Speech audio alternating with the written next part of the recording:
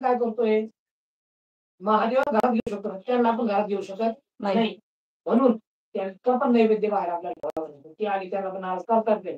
म्हणून भूत, प्रेत, पिशाचे 12 करणे जे असतील, त्यांच्या सगळ्यांचा नैवेद्य करून ठेवायला आपल्याला बाहेर ठेवलं. हे तुम्ही घेऊन जायचं बरं का. हे घेऊन जायचं.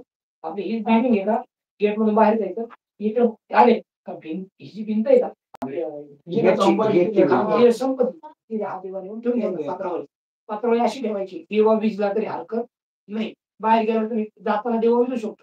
तर डबल लावायचं नाही, अगरबत्ती आपण लावलेली.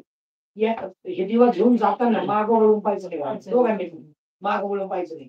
त्याच्यानंतर तुम्ही यांच्या मागे काय करायचं, पळी पळी पाणी टाकायचे. कुठं पायऱ्या संपल्या तर मग तिथून लक्षात.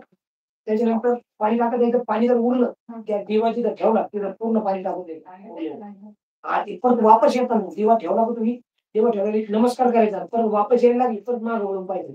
जाताना घरात जाताना आपल्या बिल्डिंग कडे नाही,